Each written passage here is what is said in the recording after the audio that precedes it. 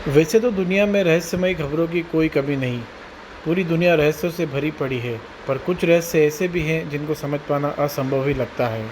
हम आज आपको एक ऐसी आश्चर्यजनक कहानी के बारे में बताने जा रहे हैं जिसे जानकर आप हैरान हो जाएंगे।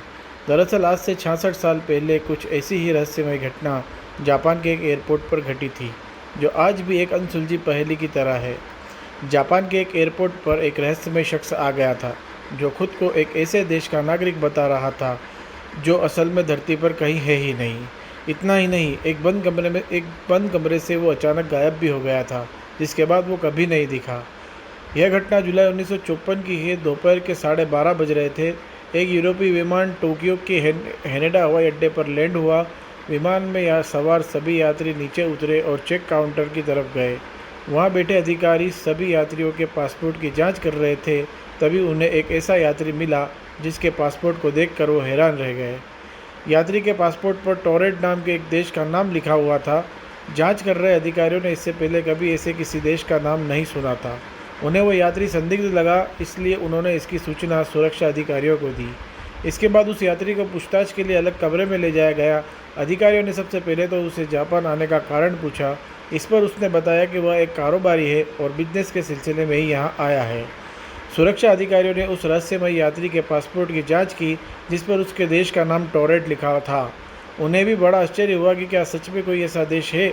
अधिकारियों के पूछने पर उसने बताया कि इस पासपोर्ट पर यह कोई उसकी पहली यात्रा नहीं है, बल्कि वह यूरोप के कई देशों में भी जा चुका है। अधिकारियों को भी बातें सुनकर बड़ा आश्चर्य हुआ, क्योंकि उसके पासपोर्ट पर अन्य देशों के जो मोहर लगे थे वह बिल्कुल असली थे।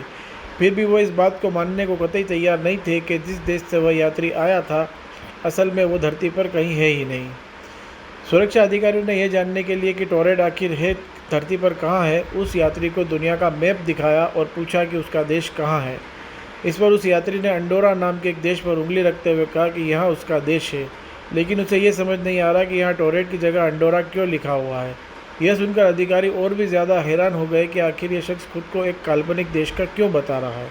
लेकिन उसके पासपोर्ट, वीज़ा और अन्य दस्तावेज़ों को देखकर लग रहा था कि वो सच बोल रहा है।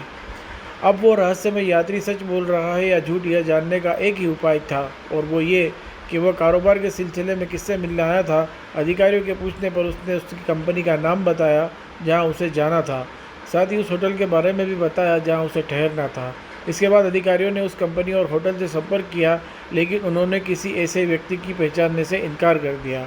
अब जांच अधिकारियों को लगा कि शायद ये कोई शातिर अपराधी है जो अपनी पहचान छुपा रहा है और यहाँ किसी घटना को अंजाम देने के लिए आया है। इसके बाद उन्होंने इसका सारा सामान जब्त कर लिया और पुलिस की कड़ी निगरानी में उसे एक होटल के बंद कमरे में बंद कर दिया गया। अगले दिन जब कमरे का दरवाज़ा खोला गया तो पुलिस यह देखकर चौंक गई कि कमरे में तो कोई है ही नहीं, जबकि बाहर पुलिस का पहरा था और कमरे की सभी खिड़कियों को पहले ही सील कर दिया गया था।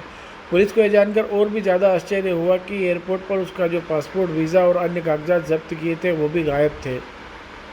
अब किसी को भी यह समझ नहीं आ रहा था कि आखिर ये हुआ कैसे। सोशल मीडिया पर इस घटना को लेकर कई कहानियां प्रचलित है। कोई कहता है कि वो रहस्यमय शख्स दूसरी दुनिया से आया था, तो कोई कहता है कि टाइम मशीन के जरिए वो गलती से यहाँ आया होगा। जब उसने देखा कि उसका राज खुलने वाला है तो वो वहाँ से भाग गया।